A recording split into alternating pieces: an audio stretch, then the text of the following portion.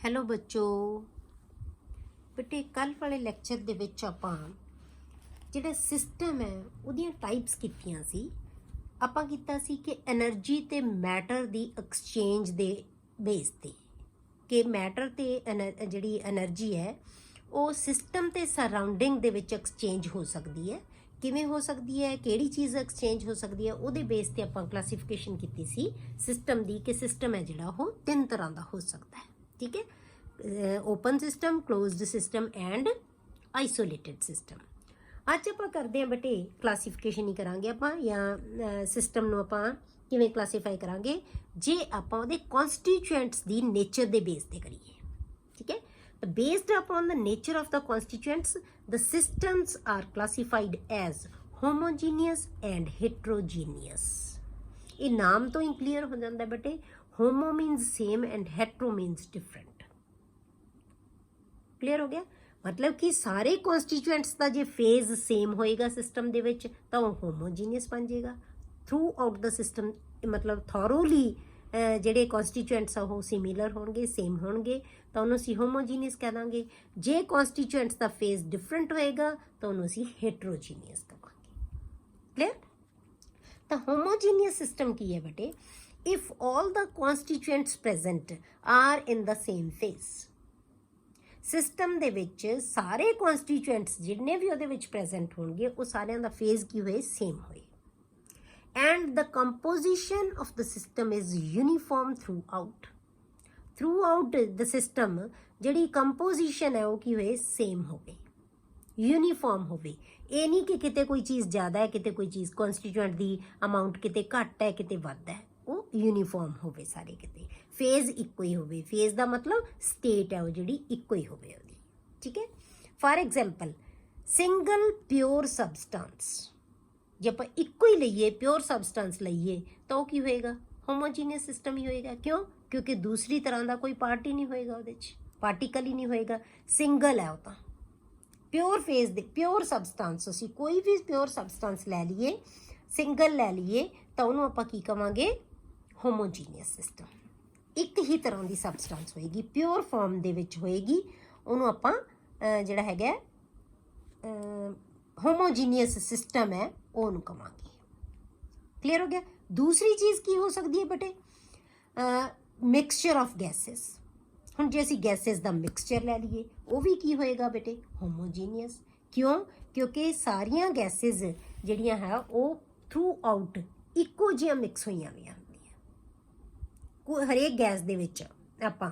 ਠੀਕ ਹੈ, ਆਪਾਂ ਕੁਛ ਪਾਰਟ ਲੈ ਲਿਆ ਏਅਰ ਦੇ ਵਿੱਚੋਂ ਗੈਸ ਦਾ, ਆਪਾਂ ਇਹ ਨਹੀਂ ਕਹਿ ਸਕਦੇ ਕਿ ਉਸ ਪਾਰਟ ਦੇ ਵਿੱਚ ਥੋੜ੍ਹੀ ਜਿਹੀ ਥਾਂ 'ਤੇ ਆਕਸੀਜਨ ਜ਼ਿਆਦਾ ਹੈ, ਥੋੜ੍ਹੀ ਜਿਹੀ ਥਾਂ 'ਤੇ ਨਾਈਟ੍ਰੋਜਨ ਜ਼ਿਆਦਾ ਹੈ, ਥੋੜ੍ਹੀ ਜਿਹੀ ਥਾਂ 'ਤੇ ਕਾਰਬਨ ਡਾਈਆਕਸਾਈਡ ਜ਼ਿਆਦਾ ਹੈ। ਤਾਂ ਕੀ ਹੋਏਗਾ, ਥਰੂ ਆਊਟ ਕੀ ਹੋਏਗਾ, ਸੇਮ ਹੋਏਗੀ। ਕੰਪੋਜੀਸ਼ਨ ਤਾਂ ਹੈਗੀ, ਜਿਹੜਾ ਦਾ ਫੇਜ਼ ਹੈ ਉਹ ਤਾਂ ਸੇਮ ਹੀ ਹੈ ਨਾ। ਕਿਉਂ? ਕਿਉਂਕਿ ਗੈਸਿਸ ਹੈ ਸਾਰੀਆਂ। ਕਲੀਅਰ, ਤਾਂ ਆਪਾਂ ਕੀ ਕਹਿੰਦੇ ਆ, ਮਿਕਸਚਰ ਹੈ ਜਿਹੜਾ ਉਹ ਗੈਸਿਸ ਦਾ, ਉਹਨੂੰ ਅਸੀਂ ਕਹਿੰਦੇ ਹਾਂ ਹੋਮੋਜੀਨੀਅਸ ਸਿਸਟਮ। ਅਗਲਾ ਆਪਾਂ ਕੀ ਚੀਜ਼ ਕਹਿੰਦੇ ਹਾਂ ਬੇਟੇ, ਮਿਕਸਚਰ ਆਫ ਮਿਸਿਬਲ ਲਿਕੁਇਡਸ। ਮਿਸਿਬਲ ਲਿਕੁਇਡਸ ਕਿਹੜੇ ਹੁੰਦੇ ਆ ਬੇਟੇ, ਜਿਹੜੇ ਲਿਕੁਇਡ ਆਪਸ ਦੇ ਵਿੱਚ ਮਿਕਸ ਹੋ ਜਾਂਦੇ ਹੈ। ਦੋ ਲਿਕੁਇਡ ਜਿਨ੍ਹਾਂ ਨੂੰ ਅਸੀਂ ਮਿਕਸ ਕਰ ਦਿੰਦੇ ਹਾਂ। ਹੁਣ ਆਪਾਂ ਅਲਕੋਹਲ ਦੇ ਵਿੱਚ ਵਾਟਰ ਪਾ ਦਈਏ, ਠੀਕ ਹੈ, ਤਾਂ ਕੀ ਹੈ, ਮਿਸਿਬਲ ਲਿਕੁਇਡ ਹੈ, ਘੁਲ ਜਾਣਗੇ ਆਪਸ 'ਚ। ਉਦੋਂ ਫਿਰ ਅਸੀਂ ਦੱਸ ਸਕਦੇ ਹਾਂ ਕਿ ਕਿੱਥੇ ਅਲਕੋਹਲ ਪਿਆ ਤੇ ਕਿੱਥੇ ਵਾਟਰ ਪਿਆ, ਨਹੀਂ ਦੱਸ ਸਕਦੇ। ਉਹ ਕੀ ਹੈ, ਹੋਮੋਜੀਨੀਅਸ ਹੋਏਗਾ। ਉਹਦੇ ਸਿਸਟਮ ਦੇ ਵਿੱਚ ਜਿਹੜੀ ਕੰਪੋਜੀਸ਼ਨ ਹੈ ਉਹ ਕੀ ਹੋਏਗੀ, ਯੂਨੀਫਾਰਮ ਹੋਏਗੀ। ਤਾਂ ਉਹਨੂੰ ਅਸੀਂ ਕੀ ਕਹਿੰਦੇ ਹਾਂ ਕਿ ਮਿਕਸਚਰ ਆਫ ਮਿਸਿਬਲ ਲਿਕੁਇਡਸ, ਮਿਸਿਬਲ ਜਿਹੜੇ ਮਿਕਸ ਹੋ ਜਾਂਦੇ ਹੈ ਉਹਨਾਂ ਨੂੰ ਅਸੀਂ ਕਹਿੰਦੇ ਹਾਂ ਹੋਮੋਜੀਨੀਅਸ ਸਿਸਟਮ। ਮਤਲਬ ਕੀ ਹੈ ਕਿ ਫੇਜ਼ ਸੇਮ ਹੋਵੇ ਤੇ ਕੰਪੋਜੀਸ਼ਨ ਥਰੂ ਆਊਟ ਸੇਮ ਹੋਵੇ, ਉਹਨੂੰ ਅਸੀਂ ਕਹਿੰਦੇ ਹਾਂ ਹੋਮੋਜੀਨੀਅਸ ਸਿਸਟਮ। ਅਗਲਾ ਆਪਾਂ ਲੈਂਦੇ ਹਾਂ ਬੇਟੇ ਹੈਟਰੋਜੀਨੀਅਸ ਸਿਸਟਮ। ਹੈਟਰੋਜੀਨੀਅਸ ਸਿਸਟਮ ਉਹ ਹੋਏਗਾ ਜਿਹਦੇ ਵਿੱਚ ਜਿਹੜਾ ਫੇਜ਼ ਹੈ ਉਹ ਇੱਕ ਤੋਂ ਜ਼ਿਆਦਾ ਤਰ੍ਹਾਂ ਦੇ ਹੋਣਗੇ ਤੇ ਕੰਪੋਜੀਸ਼ਨ ਵੀ ਸੇਮ ਨਹੀਂ ਹੋਏਗੀ। ਬਸ ਇਹ ਤੋਂ ਉਲਟ ਕਰ ਦਿਓ ਬਿਲਕੁਲ। If the mixture is consist of 2 or more phases, ਦੋ ਜਾਂ ਦੋ ਤੋਂ ਜ਼ਿਆਦਾ, ਮਤਲਬ ਇੱਕ ਤੋਂ ਜ਼ਿਆਦਾ ਹੋਣੇ ਚਾਹੀਦੇ, ਜਿੰਨੇ ਮਰਜ਼ੀ ਹੋਣ ਫੇਜ਼, ਉਹ ਡਿਫਰੈਂਟ ਹੋਣਗੇ। And it's composition is not uniform. The composition ਹੈ ਜਿਹੜੀ ਉਹ ਯੂਨੀਫਾਰਮ ਨਹੀਂ ਹੋਏਗੀ, ਉਹਨੂੰ ਆਪਾਂ ਕੀ ਕਵਾਂਗੇ, ਹੈਟਰੋਜੀਨੀਅਸ ਸਿਸਟਮ। ਹੁਣ ਇਹਦੀ ਐਗਜ਼ਾਮਪਲ ਜੇ ਆਪਾਂ ਲਈਏ, for example mixture of 2 or more solids. ਜੇ ਆਪਾਂ 2 ਜਾਂ 2 ਤੋਂ ਜਿਹੜੇ ਜ਼ਿਆਦਾ ਸੋਲਿਡਸ ਹੈ ਉਹਨਾਂ ਨੂੰ ਆਪਾਂ ਮਿਕਸ ਕਰਤਾ, ਠੀਕ ਹੈ, 2 ਜਾਂ 2 ਤੋਂ ਜ਼ਿਆਦਾ ਸੋਲਿਡਸ ਹੈ ਉਹਨਾਂ ਦਾ ਮਿਕਸਚਰ ਲੈ ਲਿਆ। ਮਿਕਸਚਰ ਆਫ ਇਮਿਸਿਬਲ ਲਿਕੁਇਡਸ, ਜਿਹੜੇ ਇਮਿਸਿਬਲ ਲਿਕੁਇਡਸ ਹੈ ਜਿਹੜੇ ਘੁਲਦੇ ਨਹੀਂ, ਵਾਟਰ ਤੇ ਆਇਲ ਲੈ ਲਿਆ ਆਪਾਂ, ਉਹ ਕੀ ਹੈ, ਇਮਿਸਿਬਲ ਹੈ, ਉਹ ਬਿਲਕੁਲ ਸੈਪਰੇਟ ਰਹਿਣਗੇ, ਉਹਨੂੰ ਅਸੀਂ ਹੈਟਰੋਜੀਨੀਅਸ ਸਿਸਟਮ ਕਹਾਂਗੇ। Insoluble solid in contact with liquid, ਹੁਣ ਜਿਹੜਾ ਇਨਸੋਲੂਬਲ ਸੋਲਿਡ ਹੈ ਜਿਹੜਾ ਪਾਣੀ ਦੇ ਵਿੱਚ ਨਹੀਂ ਘੁਲਦਾ, ਆਪਾਂ ਪਾਣੀ 'ਚ ਨਹੀਂ ਕਹਿ ਸਕਦੇ, ਕਿਸੇ ਵੀ ਲਿਕੁਇਡ ਦੇ ਵਿੱਚ, ਠੀਕ ਹੈ, ਜਿਹੜਾ ਲਿਕੁਇਡ ਦੇ ਵਿੱਚ ਨਹੀਂ ਘੁਲਦਾ ਪਰ ਉਹਦੇ ਕੰਟੈਕਟ ਦੇ ਵਿੱਚ ਹੋਵੇ, ਉਹਨੂੰ ਕੀ ਕਹਾਂਗੇ ਆਪਾਂ, ਹੈਟਰੋਜੀਨੀਅਸ ਸਿਸਟਮ। ਜਿਵੇਂ ਆਪਾਂ ਬੇਟੇ ਪਾਣੀ ਦੇ ਵਿੱਚ ਚੌਕ ਘੋਲ ਦਈਏ, ਉਹ ਘੁਲੇਗਾ ਨਹੀਂ ਘੁਲੇਗਾ, ਪਰ ਕੰਟੈਕਟ ਦੇ ਵਿੱਚ ਤਾਂ ਹੈਗਾ ਨਾ ਵਾਟਰ ਦੇ, ਤਾਂ ਉਹਨੂੰ ਅਸੀਂ ਹੈਟਰੋਜੀਨੀਅਸ ਸਿਸਟਮ ਕਹਾਂਗੇ। ਕਲੀਅਰ। ਨੈਕਸਟ ਹੈ ਬੇਟੇ, ਜਿਹੜਾ ਨੈਕਸਟ ਟੌਪਿਕ ਹੈ state of system and state functions. ਇਹ ਬਹੁਤ ਇੰਪੋਰਟੈਂਟ ਹੈ ਕਿ ਸਟੇਟ ਆਫ ਸਿਸਟਮ ਕੀ ਹੁੰਦੀ ਹੈ ਤੇ ਸਟੇਟ ਫੰਕਸ਼ਨਸ ਕੀ ਹੁੰਦੇ ਆ ਬੇਟੇ। ਸਟੇਟ ਫੰਕਸ਼ਨਸ ਕਿਹਨੂੰ ਕਹਿੰਦੇ ਆ ਆਪਾਂ, we specify the state of the system by state functions or state variables. ਕਿਸੇ ਵੀ ਸਿਸਟਮ ਦੀ ਜਿਹੜੀ ਸਟੇਟ ਹੈ, ਕੋਈ ਵੀ ਸਿਸਟਮ ਲੈ ਲਿਆ, ਜਿਹੜੀ ਉਹਦੀ ਸਟੇਟ ਹੈ ਉਹਨੂੰ ਜੇ ਅਸੀਂ ਸਪੈਸੀਫਾਈ ਕਰਨਾ ਹੋਵੇ, ਦੱਸਣਾ ਹੋਵੇ ਉਹਦੀ ਸਟੇਟ ਕਿਹੜੀ ਹੈ, ਤਾਂ ਉਹਨੂੰ ਆਪਾਂ ਸਟੇਟ ਫੰਕਸ਼ਨਸ ਦੇ ਬੇਸ ਤੇ ਜਾਂ ਸਟੇਟ ਵੇਰੀਏਬਲਸ ਦੇ ਬੇਸ ਤੇ ਦੱਸਦੇ ਹਾਂ। ਸਪੈਸੀਫਾਈ ਕਾਹਦੇ ਨਾਲ ਕਰਦੇ ਹਾਂ, ਸਟੇਟ ਵੇਰੀਏਬਲਸ ਦੇ ਨਾਲ ਜਾਂ ਸਟੇਟ ਫੰਕਸ਼ਨਸ ਦੇ ਨਾਲ। ਕਲੀਅਰ ਹੋ ਗਿਆ। ਦ ਸਟੇਟ ਆਫ ਦ ਥਰਮੋਡਾਇਨਮਿਕ, ਹੁਣ ਆਪਾਂ ਦੇਖਦੇ ਹਾਂ ਕਿ ਸਟੇਟ ਫੰਕਸ਼ਨ ਤੇ ਸਟੇਟ ਵੇਰੀਏਬਲਸ ਕੀ ਹੁੰਦੇ ਆ, ਕਿਹਨਾਂ ਨੂੰ ਕਹਿੰਦੇ ਆ ਅਸੀਂ। The state of a thermodynamic system, ਹੁਣ ਆਪਾਂ ਕੋਈ ਥਰਮੋਡਾਇਨਮਿਕ ਸਿਸਟਮ ਲੈ ਲਿਆ ਜਿਹਦੇ ਵਿੱਚ એનર્ਜੀ ਚੇਂਜਸ ਹੋ ਰਹੀਆਂ, ਥਰਮੋਡਾਇਨਮਿਕ ਸਿਸਟਮ ਅਸੀਂ ਉਹਨੂੰ ਕਹਿੰਦੇ ਆ, ਠੀਕ ਹੈ। The state of a thermodynamic system is described by its variables या measurable और bulk properties। ਜਿਹੜੀ ਸਟੇਟ ਆਪਾਂ ਥਰਮੋਡਾਇਨਮਿਕ ਸਿਸਟਮ ਦੀ ਦੇਖਣੀ ਹੈ ਨਾ, ਕਿਹੜੀ ਹੋਏਗੀ, ਉਹਨੂੰ ਅਸੀਂ ਕਿਵੇਂ ਡਿਸਕ੍ਰਾਈਬ ਕਰਦੇ ਹਾਂ ਬੇਟੇ, ਉਹਦੀਆਂ ਮੈਜ਼ਰੇਬਲ ਜਾਂ ਬਲਕ ਪ੍ਰੋਪਰਟੀਜ਼ ਲਵਾਂਗੇ। ਉਹ ਪ੍ਰੋਪਰਟੀ ਮੈਜ਼ਰੇਬਲ ਹੈ ਜਿਨ੍ਹਾਂ ਨੂੰ ਅਸੀਂ, ਮੈਜ਼ਰੇਬਲ ਪ੍ਰੋਪਰਟੀਜ਼ ਕਿਹੜੀਆਂ ਹੁੰਦੀਆਂ ਬੇਟੇ, ਜਿਨ੍ਹਾਂ ਨੂੰ ਅਸੀਂ ਮਾਪ ਸਕਦੇ ਹਾਂ, ਉਹ ਪ੍ਰੋਪਰਟੀਜ਼ ਇਹ ਬਲਕ ਪ੍ਰੋਪਰਟੀਜ਼ ਹੈ, ਉਹਨਾਂ ਦੇ ਬੇਸ ਤੇ ਅਸੀਂ ਇਹਨੂੰ ਡਿਸਕ੍ਰਾਈਬ ਕਰਾਂਗੇ ਦੀ ਸਟੇਟ ਨੂੰ, ਥਰਮੋਡਾਇਨਮਿਕ ਸਿਸਟਮ ਦੀ ਬੇਸ ਨੂੰ। ਹੁਣ ਉਹ ਕਿਹੜੇ ਵੇਰੀਏਬਲਸ ਹੈ, ਕਿਹੜੀਆਂ ਪ੍ਰੋਪਰਟੀਜ਼ ਹੈ ਜਿਨ੍ਹਾਂ ਨੂੰ ਅਸੀਂ ਮੈਜ਼ਰ ਕਰ ਸਕਦੇ ਹਾਂ, ਉਹਦਾ ਪ੍ਰੈਸ਼ਰ ਹੈ, ਉਹਦਾ ਵੋਲਿਊਮ ਹੈ, ਉਹਦਾ ਟੈਂਪਰੇਚਰ ਹੈ, ਉਹਨਾਂ ਨੂੰ ਕੀ ਹੈ ਅਸੀਂ ਮੈਜ਼ਰ ਕਰ ਸਕਦੇ ਹਾਂ। ਇਹ ਮੈਜ਼ਰੇਬਲ ਪ੍ਰੋਪਰਟੀਜ਼ ਹੈ। ਇਹਦਾ ਮਤਲਬ ਕੀ ਹੈ ਕਿ ਜਿਹੜੀਆਂ ਚੀਜ਼ਾਂ ਪ੍ਰੈਸ਼ਰ, ਵੋਲਿਊਮ, ਟੈਂਪਰੇਚਰ ਇਹ ਡਿਸਕ੍ਰਾਈਬ ਕਰਨਗੇ ਤਾਂ ਇਹਨਾਂ ਨੂੰ ਅਸੀਂ ਕੀ ਕਹਿ ਦਾਂਗੇ, ਸਟੇਟ ਫੰਕਸ਼ਨਸ ਜਾਂ ਸਟੇਟ ਵੇਰੀਏਬਲਸ, ਠੀਕ ਹੈ। ਕਿਸੇ ਜਿਵੇਂ ਆਪਾਂ ਕੋਈ ਗੈਸ ਹੈ, ਆਪਾਂ ਗੈਸ ਦੀ ਸਟੇਟ ਦੱਸਣੀ ਹੈ ਕਿਹੜੀ ਹੈ, ਕਿਹਦੇ ਬੇਸ ਤੇ ਕਰਾਂਗੇ ਬੇਟੇ, ਜਾਂ ਉਹਦਾ ਪ੍ਰੈਸ਼ਰ ਦੇਖਾਂਗੇ, ਉਹਦਾ ਵੋਲਿਊਮ ਦੇਖਾਂਗੇ, ਉਹਦਾ ਟੈਂਪਰੇਚਰ ਦੇਖਾਂਗੇ, ਠੀਕ ਹੈ। ਆਪਾਂ ਦੱਸ ਹੀ ਸਕਦੇ ਹਾਂ ਕਿ ਕਿਹੜੀ ਗੈਸ ਦਾ ਵੋਲਿਊਮ ਦੇ ਵਧਾਉਣ ਘਟਾਉਣ ਨਾਲ ਪ੍ਰੈਸ਼ਰ ਤੇ ਕੀ ਇਫੈਕਟ ਪੈਂਦਾ ਹੈ, ਟੈਂਪਰੇਚਰ ਤੇ ਕੀ ਇਫੈਕਟ ਕਰਦਾ ਹੈ। ਮਤਲਬ ਇਹ ਜਿਹੜੇ ਵੇਰੀਏਬਲਸ ਹੈ ਨਾ, ਇਹ ਡਿਸਕ੍ਰਾਈਬ ਕਰਨਗੇ ਉਹਦੀ ਸਟੇਟ ਨੂੰ, ਕਿਹੋ ਜਿਹੀ ਉਹਦੀ ਸਟੇਟ ਹੈ, ਠੀਕ ਹੈ। The variables like P, V and T, pressure, volume and temperature are called state variables or state functions. ਇਹਨਾਂ variables ਨੂੰ ਬੇਟੇ state variables ਜਾਂ state functions ਕਹਿੰਦੇ ਆ। ਕਿਉਂ ਕਹਿੰਦੇ ਆ ਬੇਟੇ ਇਹਨਾਂ ਨੂੰ? Because their values depend only on the state of the system and not on how it is reached. ਇਹ ਜਿਹੜੇ ਹੈਗੇ ਆ, ਇਹਨਾਂ ਨੂੰ ਅਸੀਂ state ਜਾਂ ਫੰਕਸ਼ਨਸ ਜਾਂ ਸਟੇਟ ਵੇਰੀਏਬਲਸ ਕਿਉਂ ਕਹਿੰਦੇ ਆ ਬੇਟੇ, ਸਟੇਟ ਸ਼ਬਦ ਕਿਉਂ ਲਾਉਂਦੇ ਆ, ਕਿਉਂਕਿ ਇਹ ਸਿਰਫ ਸਟੇਟ ਦੇ ਉੱਤੇ ਹੀ ਡਿਪੈਂਡ ਕਰਦੇ ਆ। ਸਟੇਟ ਜਿਹੜੀ ਉਹਦੀ ਵੈਲਿਊ ਹੈ, ਉਹਨਾਂ ਦੀ, ਇਹਨਾਂ ਸਾਰਿਆਂ ਦੀ ਵੈਲਿਊ ਹੈ ਜਿਹੜੀ, ਉਹ ਸਿਰਫ ਕਿਹਦੇ ਤੇ ਡਿਪੈਂਡ ਕਰਦੀ ਹੈ ਬੇਟੇ, ਸਟੇਟ ਦੇ ਉੱਤੇ। ਉਹ ਸਟੇਟ ਕਿਵੇਂ ਆਈ ਉਹਦੇ ਤੇ ਡਿਪੈਂਡ ਨਹੀਂ ਕਰਦਾ। ਕਿਸੇ ਗੈਸ ਦਾ ਅਸੀਂ ਪ੍ਰੈਸ਼ਰ ਦੇਖਾਂਗੇ ਕਿੰਨਾ, ਉਹਦਾ ਪ੍ਰੈਸ਼ਰ ਕਿਵੇਂ ਵਧਿਆ ਘਟਿਆ, ਉਹ ਨਹੀਂ ਸਾਨੂੰ, ਉਹਦੇ ਨਾਲ we are not concerned. Pressure ਇੱਕ ਸਟੇਟ ਫੰਕਸ਼ਨ ਹੈ, ਉਹ ਸਟੇਟ ਤੇ ਡਿਪੈਂਡ ਕਰਦਾ ਹੈ। ਵੋਲਿਊਮ ਇੱਕ ਸਟੇਟ ਫੰਕਸ਼ਨ ਹੈ, ਸਟੇਟ ਤੇ ਡਿਪੈਂਡ ਕਰਦਾ ਕਿੰਨਾ ਵੋਲਿਊਮ ਹੈ, ਕਿਵੇਂ ਆਇਆ ਵੋਲਿਊਮ ਨਹੀਂ।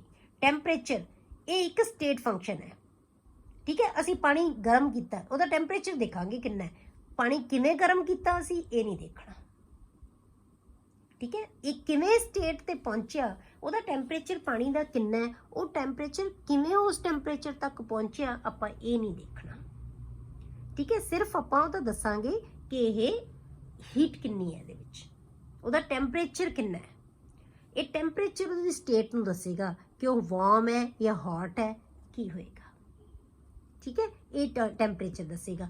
ਪਰ ਉਹ ਕਿਵੇਂ ਵਾਰਮ ਹੋਇਆ ਜਾਂ ਕਿਵੇਂ ਹੌਟ ਹੋਇਆ, ਇਹਦੇ ਨਾਲ ਜਿਹੜਾ ਰਿਲੇਸ਼ਨ ਨਹੀਂ ਹੈ। ਆਪਾਂ ਸਟੇਟ ਤੇ ਡਿਪੈਂਡ ਕਰੇਗਾ, ਇਹ ਵੇਰੀਏਬਲ ਸਟੇਟ ਦੇ ਉੱਤੇ ਡਿਪੈਂਡ ਕਰਦੇ, not on how it is reached.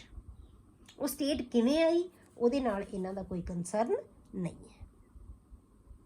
Clear ਹੋ ਗਿਆ। ਆਪਾਂ ਪਾਣੀ ਦਾ ਗਲਾਸ ਗਰਮ ਕਰਕੇ ਰੱਖਤਾ, ਉਹਦਾ ਟੈਂਪਰੇਚਰ ਦੇਖਾਂਗੇ ਕਿੰਨਾ ਹੈ, ਅਸੀਂ ਇਹ ਨਹੀਂ ਦੇਖਣਾ ਕਿ ਉਹਨੂੰ ਕਿਵੇਂ ਗਰਮ ਕੀਤਾ। ਠੀਕ ਹੈ, ਇਸ ਕਰਕੇ ਸਿਰਫ ਜਿਹੜੀਆਂ ਪ੍ਰੋਪਰਟੀਜ਼ ਸਟੇਟ ਦੇ ਉੱਤੇ ਡਿਪੈਂਡ ਕਰਦੀਆਂ, ਜਿਹੜੀਆਂ ਟਰਮਸ ਜਿਹੜੀਆਂ ਜਾਂ ਕਹਿ ਲਓ ਤੁਸੀਂ ਜਿਹੜੇ ਵੇਰੀਏਬਲਸ ਹੈ ਜਿਹੜੇ ਸਿਰਫ ਸਟੇਟ ਦੇ ਉੱਤੇ ਡਿਪੈਂਡ ਕਰਦੇ, ਉਹਦੇ ਪਾਥ ਦੇ ਉੱਤੇ ਡਿਪੈਂਡ ਨਹੀਂ ਕਰਦੇ, ਉਹਨਾਂ ਨੂੰ ਅਸੀਂ ਕਹਿੰਦੇ ਹਾਂ ਸਟੇਟ ਫੰਕਸ਼ਨਸ ਜਾਂ ਸਟੇਟ ਵੇਰੀਏਬਲਸ। ਹੁਣ ਜਦੋਂ ਬੇਟੇ ਕੋਈ ਥਰਮੋਡਾਇਨਿਕ ਪ੍ਰੋਸੈਸ ਹੁੰਦੀ ਹੈ ਨਾ, ਇੱਕ ਸਟੈਪ ਤੋਂ ਦੂਜੇ ਸਟੈਪ ਤੇ ਜਾਂਦੀ ਹੈ ਜਾਂ ਇੱਕ ਸਟੇਟ ਤੋਂ ਦੂਜੀ ਸਟੇਟ ਦੇ ਵਿੱਚ ਜਾਂਦੀ ਹੈ, ਥਰਮੋਡਾਇਨਿਕ ਪ੍ਰੋਸੈਸ ਹੈ ਜਿਹੜੀ ਕੋਈ ਵੀ, ਤਾਂ ਉਸ ਪ੍ਰੋਸੈਸ ਦੇ ਵਿੱਚ ਚੇਂਜਸ ਆਉਣਗੀਆਂ ਹੀ, ਨੈਚੁਰਲ ਹੈ, ਕੋਈ ਨਾ ਕੋਈ ਚੇਂਜ ਹੋਏਗੀ, ਕੋਈ ਵੇਰੀਏਬਲ ਦੀ ਚੇਂਜ ਹੋਏਗੀ ਉਹਦੇ ਵਿੱਚ। ਠੀਕ ਹੈ, ਤਾਂ ਉਹਦੇ ਬੇਸ ਤੇ ਆਪਾਂ ਦੱਸਾਂਗੇ ਕਿ ਥਰਮੋਡਾਇਨਿਕ ਪ੍ਰੋਸੈਸ ਜਿਹੜੀਆਂ ਉਹ ਅਲੱਗ-ਅਲੱਗ ਤਰ੍ਹਾਂ ਦੀਆਂ ਹੋ ਸਕਦੀਆਂ। When a thermodynamic system changes from one state to other, ਜਦੋਂ ਇੱਕ ਥਰਮੋਡਾਇਨਿਕ ਪ੍ਰੋਸੈਸ ਇੱਕ ਸਟੇਟ ਤੋਂ ਦੂਜੀ ਸਟੇਟ ਦੇ ਵਿੱਚ ਜਾਂਦੀ ਹੈ, the process is called thermodynamic process। ਤਾਂ ਉਸ ਪ੍ਰੋਸੈਸ ਨੂੰ ਅਸੀਂ ਕੀ ਕਹਿੰਦੇ ਆ, ਥਰਮੋਡਾਇਨਿਕ। ਕੋਈ ਵੀ ਸਿਸਟਮ ਇੱਕ ਸਟੇਟ ਤੋਂ ਦੂਜੀ ਸਟੇਟ ਦੇ ਵਿੱਚ ਜਾ ਰਿਹਾ ਤਾਂ ਉਹਨੂੰ ਥਰਮੋਡਾਇਨਿਕ ਪ੍ਰੋਸੈਸ ਕਿਹਾ ਜਾਂਦਾ ਹੈ।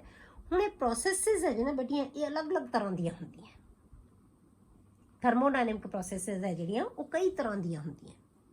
ਕਿਸੇ ਦੇ ਵਿੱਚ ਪ੍ਰੈਸ਼ਰ ਕਾਂਸਟੈਂਟ ਹੋ ਸਕਦਾ ਹੈ, ਕਿਸੇ ਦੇ ਵਿੱਚ ਵੋਲਿਊਮ ਕਾਂਸਟੈਂਟ ਹੋ ਸਕਦਾ ਹੈ, ਕਿਸੇ ਦੇ ਵਿੱਚ ਟੈਂਪਰੇਚਰ ਕਾਂਸਟੈਂਟ ਹੋ ਸਕਦਾ ਹੈ। ਕੋਈ ਵੇਰੀਏਬਲ ਦੀ ਵੀ ਜਿਹੜੀ ਹੈ ਵੈਲਿਊ ਉਹ ਚੇਂਜ ਨਹੀਂ ਹੋਏਗੀ। ਉਸ ਬੇਸ ਤੇ ਆਪਾਂ ਇਹਨਾਂ ਪ੍ਰੋਸੈਸਿਸ ਨੂੰ ਕੀ ਹੈ ਅਲੱਗ-ਅਲੱਗ ਜਾਂ ਡਿਫਰੈਂਟ ਟਾਈਪਸ ਦੇ ਵਿੱਚ ਡਿਵਾਈਡ ਕਰ ਦਿੰਦੇ ਹਾਂ ਜਾਂ ਕਲਾਸੀਫਾਈ ਕਰ ਦਿੰਦੇ ਹਾਂ। ਸਭ ਤੋਂ ਪਹਿਲਾਂ ਬੇਟੇ ਆਪਾਂ ਲੈਂਦੇ ਹਾਂ ਆਈਸੋਥਰਮਲ ਪ੍ਰੋਸੈਸ। ਹੁਣ ਆਈਸੋਥਰਮਲ ਪ੍ਰੋਸੈਸ ਅਸੀਂ ਕਿਹਨੂੰ ਕਹਿੰਦੇ ਹਾਂ ਬੇਟੇ? Iso means same, thermal means energy, temperature, thermal means temperature ਜਾਂ ਕਹਿ ਲਓ ਜੇ ਕੋਈ ਪ੍ਰੋਸੈਸ ਦੇ ਵਿੱਚ ਟੈਂਪਰੇਚਰ ਹੈ ਨਾ ਜਿਹੜਾ ਉਹ ਕਾਂਸਟੈਂਟ ਰਵੇ, ਉਹਦੇ ਵਿੱਚ ਚੇਂਜ ਨਾ ਆਵੇ, ਤਾਂ ਉਸ ਪ੍ਰੋਸੈਸ ਨੂੰ ਅਸੀਂ ਕੀ ਕਵਾਂਗੇ? ਆਈਸੋਥਰਮਲ। ਟੈਂਪਰੇਚਰ ਨਹੀਂ ਚੇਂਜ ਹੋਏਗਾ ਪ੍ਰੋਸੈਸ ਦਾ, temperature remains constant. If the temperature of the system remains fixed ਔਰ ਕਾਂਸਟੈਂਟ, ਉਹਨੂੰ ਆਪਾਂ ਕੀ ਕਵਾਂਗੇ? Isothermal process. ਜਾਂ ਤੁਸੀਂ ਕਹਿ ਸਕਦੇ ਹੋ the process is called isothermal process if the temperature of the system remains fixed ਔਰ ਕਾਂਸਟੈਂਟ। क्लियर हो गया?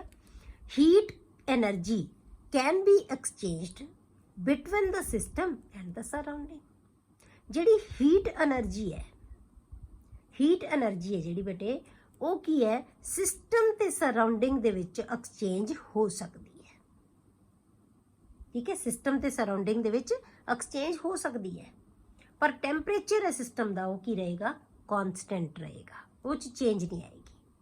ਆਪਾਂ ਵਿੱਚ ਸਿਸਟਮ ਦੇ ਵਿੱਚ ਥਰਮਾਮੀਟਰ ਰੱਖਤਾ, ਉਹਦਾ ਟੈਂਪਰੇਚਰ ਨਹੀਂ ਵਧੇ ਘਟੇਗਾ। ਜੇ ਹੀਟ ਉਸ ਸਿਸਟਮ ਹੀਟ ਰਿਲੀਜ਼ ਕਰ ਰਿਹਾ ਤਾਂ ਹੀਟ ਸਿਸਟਮ ਤੋਂ ਬਾਹਰ ਚਲੀ ਜਾਏਗੀ, ਟੈਂਪਰੇਚਰ ਫੇਰ ਉਨਾ ਹੀ ਰਹੇਗਾ। ਜੇ ਕੋਈ ਸਿਸਟਮ ਐਂਡੋਥਰਮਿਕ ਹੈ, ਉਹ ਹੀਟ ਨੂੰ ਐਬਜ਼ੌਰਵ ਕਰ ਰਿਹਾ ਤਾਂ ਫਿਰ ਕੀ ਹੈ? ਜਿੰਨਾ ਉਹ ਹੀਟ ਨੂੰ ਬਾਹਰੋਂ ਐਬਜ਼ੌਰਵ ਕਰ ਲੇਗਾ, ਪਰ ਟੈਂਪਰੇਚਰ ਉਨੇ ਦਾ ਉਨਾ ਹੀ ਰਹੇਗਾ, ਟੈਂਪਰੇਚਰ 'ਚ ਚੇਂਜ ਨਹੀਂ ਆਏਗੀ। ਠੀਕ ਹੈ, ਹੀਟ ਐਕਸਚੇਂਜ ਹੋ ਸਕਦੀ ਹੈ from system to surrounding or surrounding to system. Heat energy can be exchanged between the system and the surroundings. ਹੁਣ ਆਪਾਂ ਦੇਖੀਏ ਜੇ ਫਲੋ ਕਿਵੇਂ ਹੁੰਦਾ ਹੈ। It can flow from system to the surrounding. ਇਹ ਸਿਸਟਮ ਤੋਂ ਸਰਾਊਂਡਿੰਗ ਵੱਲ ਜਾ ਸਕਦੀ ਹੈ ਹੀਟ ਹੈ ਜਿਹੜੀ। ਇਨ ਕੇਸ ਆਫ ਐਗਜ਼ੋਥਰਮਿਕ ਰਿਐਕਸ਼ਨ, ਮੈਂ ਤੁਹਾਨੂੰ ਹੁਣੇ ਦੱਸਿਆ ਕਿ ਜੇ ਪ੍ਰੋਸੈਸ ਐਗਜ਼ੋਥਰਮਿਕ ਹੈ, ਕੋਈ ਸਿਸਟਮ ਇਹੋ ਜਿਹਾ ਹੈ ਜਿਹਦੇ ਵਿੱਚ એનર્ਜੀ ਰਿਲੀਜ਼ ਹੋ ਰਹੀ ਹੈ। ਜਦੋਂ એનર્ਜੀ ਰਿਲੀਜ਼ ਹੋ ਰਹੀ ਹੈ ਤਾਂ ਬੇਟੇ ਕੀ ਹੋਏਗਾ? ਇਹ ਨੈਚੁਰਲ ਹੈ, ਜਦੋਂ ਪ੍ਰੋਸੈਸ એનર્ਜੀ ਰਿਲੀਜ਼ ਕਰ ਰਹੀ ਹੈ ਤਾਂ ਉਹਦਾ ਟੈਂਪਰੇਚਰ ਵਧੇਗਾ ਹੀ ਵਧੇਗਾ ਨਾ। ਪਰ ਅਸੀਂ ਕਿਹਾ ਆਈਸੋਥਰਮਲ, ਟੈਂਪਰੇਚਰ ਨਹੀਂ ਵਧਣਾ ਚਾਹੀਦਾ। ਤਾਂ ਜਿੰਨੀ એનર્ਜੀ ਉਹਨੇ ਰਿਲੀਜ਼ ਕੀਤੀ ਹੈ, ਛੱਡੀ ਹੈ, ਉਹ ਟੈਂਪਰੇਚਰ ਨੂੰ ਵਧਾਉਣ ਵਾਸਤੇ ਯੂਜ਼ ਨਹੀਂ ਹੋਏਗਾ, ਉਹ ਸਿਸਟਮ ਬਾਹਰ ਛੱਡ ਦੇਗਾ, ਸਰਾਊਂਡਿੰਗ ਨੂੰ ਦੇ ਦੇਗਾ ਸਾਰੀ એનર્ਜੀ ਜਿੰਨੀ ਇਹਨੇ ਰਿਲੀਜ਼ ਕੀਤੀ ਹੈ। ਬਟ ਟੈਂਪਰੇਚਰ ਸਿਸਟਮ ਦਾ ਕੀ ਰਹੇਗਾ ਬੇਟੇ? ਸੇਮ ਰਹੇਗਾ। ਇਸੇ ਕਰਕੇ ਆਪਾਂ ਕਹਿੰਦੇ ਹਾਂ ਕਿ ਸਿਸਟਮ ਤੇ ਸਰਾਊਂਡਿੰਗ ਦੇ ਵਿੱਚ ਹੀਟ ਐਕਸਚੇਂਜ ਹੋ ਸਕਦੀ ਹੈ। मतलब जिन्नी हीट इन्हें रिलीज की वो सारी बाहर छड़ देगा, क्योंकि कॉन्स्टेंट किनू रखना असी, टैंपरेचर नू। ठीक है। हूँ पर जे एंडोथर्मिक रिएक्शन होएगा फिर की होएगा, वाइस वर्सा हो जाएगा। फिर की है, सराउंडिंग तो हीट गेन कर लिया। कोई सिस्टम है जिहड़ा वो एंडोथर्मिक नेचर दा, उन्हें हीट एब्जॉर्व कर ली। ਜਦੋਂ ਹੀਟ ਐਬਜ਼ॉर्व कर लेगा सिस्टम ਦੇ ਵਿੱਚੋਂ ਤਾਂ ਫਿਰ ਸਿਸਟਮ ਦਾ ਟੈਂਪਰੇਚਰ ਕੀ ਹੋ ਜਾਏਗਾ ਬੇਟੇ, ਘਟੇਗਾ। ਕਿਉਂ? ਕਿਉਂਕਿ ਉਹਨੇ ਹੀਟ ਲੈ ਲਈ ਉਹਦੇ ਤੋਂ। ਪਰ ਆਪਾਂ ਟੈਂਪਰੇਚਰ ਨੂੰ ਚੇਂਜ ਨਹੀਂ ਹੋਣ ਦੇਣਾ। ਜਿੰਨੀ ਹੀਟ ਘਟੇਗੀ ਸਿਸਟਮ ਦੀ, ਉਹ ਨਾਲ ਦੀ ਨਾਲ ਸਰਾਊਂਡਿੰਗ ਤੇ ਉਹਨੇ ਹੀਟ ਲੈ ਲੈਣੀ ਹੈ। ਤਾਂ ਇਸੇ ਆਪਾਂ ਕਰਕੇ ਕਿਹਾ and vice versa in case of endothermic process. ਮਤਲਬ ਐਂਡੋਥਰਮਿਕ ਪ੍ਰੋਸੈਸ ਤੋਂ ਜਿਹੜੀ ਐਂਡੋਥਰਮਿਕ ਪ੍ਰੋਸੈਸ ਦੇ ਵਿੱਚ ਉਹਨੇ ਕੀ ਕਰਨਾ, ਸਿਸਟਮ ਨੇ ਸਰਾਊਂਡਿੰਗ ਤੋਂ એનર્ਜੀ ਗੇਨ ਕਰ ਲੈਣੀ ਟੈਂਪਰੇਚਰ ਨੂੰ ਕਨਸਟੈਂਟ ਰੱਖਣ ਲਈ। For an isothermal process dt is equal to 0। dt ਦਾ ਮਤਲਬ ਕੀ ਹੈ ਬੇਟੇ, change in temperature, small change in temperature is 0। मतलब ज़्यादा तक की होने, थोड़ी जी भी नहीं चेंज होएगी टैंपरेचर। डी मीनस स्मॉल चेंज है, पर डेल्टा नाल करते होंगे ना चेंज नू रिप्रेजेंट, तो डी का मतलब की होंगे स्मॉल चेंज। टी का मतलब temperature, small change in temperature is equal to 0। D T is equal to 0 where D T is change in temperature. ठीक है। डी टी किनू कहने आपां, चेंज इन टैंपरेचर। ਤਾਂ ਇਸ ਪ੍ਰੋਸੈਸ ਨੂੰ ਆਪਾਂ ਕੀ ਕਵਾਂਗੇ ਬੇਟੇ, ਆਈਸੋਥਰਮਲ ਪ੍ਰੋਸੈਸ। ਤਾਂ ਜਿਹਦੇ ਵਿੱਚ ਟੈਂਪਰੇਚਰ ਕਨਸਟੈਂਟ ਰਹੇਗਾ, but energy from the system to the surrounding ਔਰ from surrounding to the system can exchange. ਦੂਸਰੀ ਪ੍ਰੋਸੈਸ ਬੇਟੇ ਕਹਿੰਦੇ ਆਪਾਂ ਐਡੀਆਬੈਟਿਕ ਪ੍ਰੋਸੈਸ।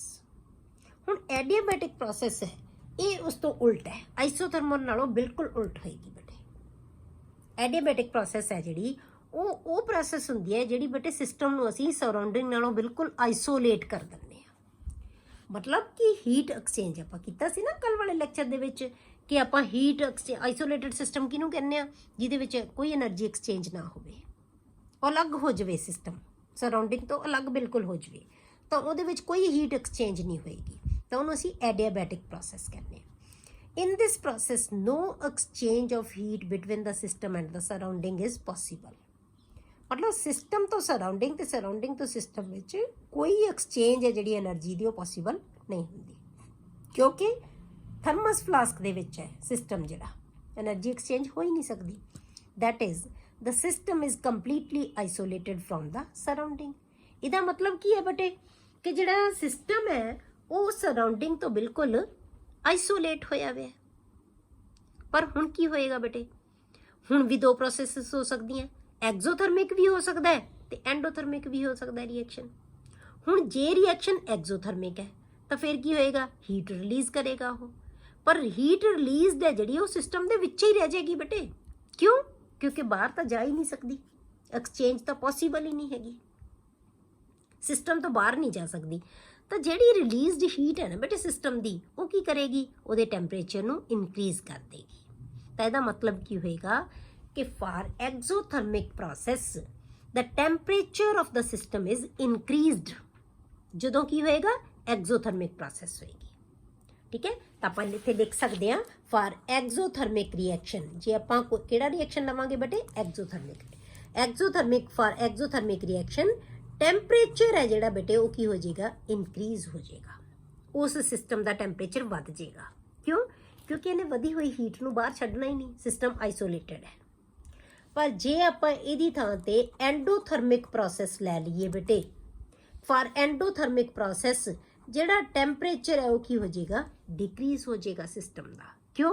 क्योंकि सिस्टम दे विचों ही उन्हें हीट गेन कर ली, तो हीट गेन कर ली जो सिस्टम का टैंपरेचर की हो जाएगा, डाउन चला जाएगा। ठीक है। आइसोथर्मल दे विच की सीगा इन्हां वास्ते, जिहड़ी हीट इन्हें रिलीज़ की वो बाहर छड्ड देगा, तो हीट एक्सचेंज हो गई सी, टैंपरेचर कॉन्सटेंट रहेगा।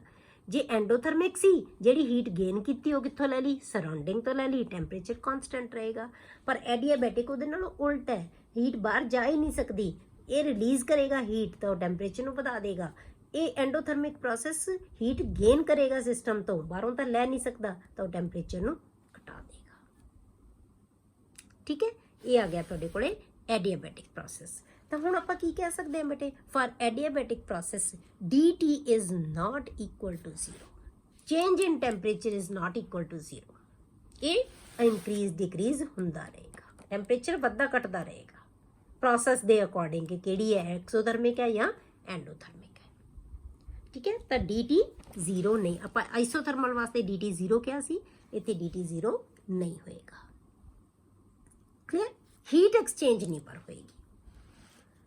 ਅੱਗੇ ਤੀਸਰੀ ਪ੍ਰੋਸੈਸ ਹੈ ਬੇਟੇ ਆइसोबैरिक ਪ੍ਰੋਸੈਸ। ਬਾਰ ਮੀਨਸ ਪ੍ਰੈਸ਼ਰ, ਇਹਦਾ ਮਤਲਬ ਜੇ ਪ੍ਰੈਸ਼ਰ ਕਨਸਟੈਂਟ ਰੱਖੀਏ ਅਸੀਂ।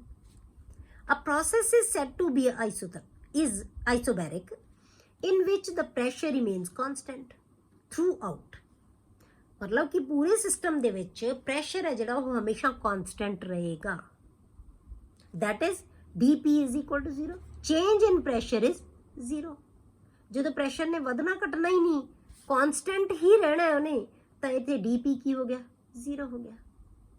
ਪਰ ਜੇ ਅਸੀਂ ਕਿਸੇ ਪ੍ਰੋਸੈਸ ਦੇ ਵਿੱਚ ਪ੍ਰੈਸ਼ਰ ਨੂੰ ਕਾਂਸਟੈਂਟ ਰੱਖਣਾ ਹੈ ਬੇਟੇ, ਤਾਂ ਫਿਰ ਕੀ ਹੋਏਗਾ, ਉਹਦਾ ਵੋਲਿਊਮ ਹੈ ਨਾ ਜਿਹੜਾ ਉਹ ਵੱਧ ਘਟ ਸਕਦਾ ਹੈ। ਦ ਵੋਲਿਊਮ ਮੇ ਔਰ ਮੇ ਨਾਟ ਚੇਂਜ। ਹੁਣ ਸਪੋਜ਼ ਕਰੋ ਕੋਈ ਪ੍ਰੋਸੈਸ ਹੈ ਜਿਹਦੇ ਵਿੱਚ ਜਿਹੜਾ ਹੈ ਵੋਲਿਊਮ ਹੈ ਉਹ ਜਿਹੜਾ ਹੈਗਾ ਵੱਧ ਰਿਹਾ। ਸਪੋਜ਼ ਕਰੋ ਨੰਬਰ ਆਫ ਮੋਲਸ ਵਧੀ ਜਾਂਦੇ ਆ, ਜਦੋਂ ਕੋਈ ਪ੍ਰੋਸੈਸ ਹੁੰਦੀ ਹੈ ਉਹਦੇ ਨੰਬਰ ਆਫ ਮੋਲਸ ਵੱਧ ਰਹੇ ਆ। ਜਦੋਂ ਨੰਬਰ ਆਫ ਮੋਲਸ ਵਧਣਗੇ ਬੇਟੇ ਤਾਂ ਉਹਦਾ ਪ੍ਰੈਸ਼ਰ ਕੀ ਹੋਏਗਾ, ਵੱਧ ਜਾਏਗਾ। ਉਹ ਤਾਂ ਨੰਬਰ ਆਫ ਮੋਲਸ ਤੇ ਡਿਪੈਂਡ ਕਰਦਾ ਹੈ ਨਾ। ਜੇ ਨੰਬਰ ਆਫ ਮੋਲਸ ਵੱਧ ਗਏ ਅੰਦਰ, ਠੀਕ ਹੈ, ਤਾਂ ਨੰਬਰ ਆਫ ਮੋਲਸ ਵਧਣ ਨਾਲ ਪ੍ਰੈਸ਼ਰ ਵਧੇਗਾ। ਪਰ ਆਪਾਂ ਕੀ ਕਿਹਾ ਹੈ, ਪ੍ਰੈਸ਼ਰ ਨੂੰ ਕਾਂਸਟੈਂਟ ਰੱਖਣਾ ਹੈ। ਪ੍ਰੈਸ਼ਰ ਨੂੰ ਕਾਂਸਟੈਂਟ ਰੱਖਣ ਲਈ ਤਾਂ ਜਿਹੜੇ ਵਧੇ ਹੋਏ ਮੋਲ ਹੈ ਹੁਣ ਉਹਨਾਂ ਨੂੰ ਥਾਂ ਹੋਰ ਚਾਹੀਦੀ ਹੈ ਫੈਲਣ ਲਈ, ਕਿਉਂਕਿ ਪ੍ਰੈਸ਼ਰ ਨਹੀਂ ਵਧਣਾ ਚਾਹੀਦਾ। ਤਾਂ ਉਹ ਕੀ ਹੋਏਗਾ, ਉਹਦਾ ਵੋਲਿਊਮ ਉੱਪਰ ਨੂੰ ਹੋ ਜਾਏਗਾ, ਵੋਲਿਊਮ ਵੱਧ ਜਾਏਗਾ। ਠੀਕ ਹੈ, ਤਾਂ ਵੋਲਿਊਮ ਕੀ ਹੋ ਜਾਏਗਾ, ਇਨਕਰੀਜ਼ ਹੋ ਜਾਏਗਾ। ਠੀਕ ਹੈ, ਕੋਈ ਆਪਣੇ ਕੋਲੇ ਸਪੋਜ਼ ਕਰੋ ਆ ਬੀਕਰ ਹੈ, ਇਹਦੇ ਵਿੱਚ ਆਪਾਂ ਐ ਮੰਨ ਲਿਆ ਕਿ ਆਪਾਂ ਮਿਲਾ ਦਈਏ ਕਿ ਇਹਦੇ ਵਿੱਚ 10 ਡਾਟ ਲੱਗੇ ਹੋਏ ਆ, ਆਪਾਂ ਇਹ ਮੰਨ ਲਿਆ ਇੰਨਾ ਵੋਲਿਊਮ ਹੈ ਇਹਦਾ, ਇੰਨਾ ਨੰਬਰ ਆਫ ਮੋਲਸ ਹੈ, ਇਹਦਾ ਵੋਲਿਊਮ ਹੈ। ਪ੍ਰੈਸ਼ਰ ਵੀ ਇੱਕ ਪਰਟੀਕੂਲਰ ਹੈ।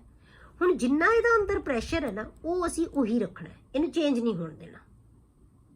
ਠੀਕ ਹੈ, ਤਾਂ ਪ੍ਰੈਸ਼ਰ ਹੈ ਜਿਹੜਾ ਬੇਟੇ ਉਹ ਕਿਹਦੇ ਤੇ ਡਿਪੈਂਡ ਕਰਦਾ ਹੈ, ਨੰਬਰ ਆਫ ਮੋਲਸ ਦੇ ਉੱਤੇ, ਨੰਬਰ ਆਫ ਪਾਰਟੀਕਲਸ ਦੇ ਉੱਤੇ। ਜਿੰਨੇ ਪਾਰਟੀਕਲਸ ਜ਼ਿਆਦਾ ਹੋਣਗੇ ਅੰਦਰ, ਓਨਾ ਹੀ ਜਿਹੜਾ ਪਾਰਟੀਕਲ ਜਿੰਨੇ ਜ਼ਿਆਦਾ ਹੋਣਗੇ ਓਨਾ ਹੀ ਉਹਦਾ ਪ੍ਰੈਸ਼ਰ ਕੀ ਹੋਏਗਾ ਬੇਟੇ, ਜ਼ਿਆਦਾ ਹੋਏਗਾ। ਠੀਕ ਹੈ, ਪ੍ਰੈਸ਼ਰ ਵੀ ਉਹਦਾ ਜ਼ਿਆਦਾ ਹੋਏਗਾ। ਹੁਣ ਕੀ ਕੀਤਾ ਅਸੀਂ, ਸਪੋਜ਼ ਕਰੋ ਇਹਦੇ ਵਿੱਚ ਕੋਈ ਰਿਐਕਸ਼ਨ ਹੋਣ ਲੱਗ ਗਿਆ ਗੈਸਿਸ ਦੇ ਵਿੱਚ, ਤਾਂ ਉਹਦੇ ਨੰਬਰ ਆਫ ਮੋਲਸ ਵੱਧ ਗਏ। ਨੰਬਰ ਆਫ ਮੋਲਸ ਵਧਣ ਦਾ ਮਤਲਬ ਕੀ ਹੈ ਬੇਟੇ, ਅੰਦਰ ਪ੍ਰੈਸ਼ਰ ਵੱਧ ਗਿਆ। ਤਾਂ ਪ੍ਰੈਸ਼ਰ ਆਪਾਂ ਹੁਣੇ ਕੀ ਕਿਹਾ ਕਿ ਡੀਪੀ ਆਪਾਂ ਕਹਤਾ ਉਹ ਕੀ ਹੈ, 0 ਹੈ। ਪ੍ਰੈਸ਼ਰ ਤਾਂ ਅਸੀਂ ਵਧਣ ਹੀ ਨਹੀਂ ਦੇਣਾ।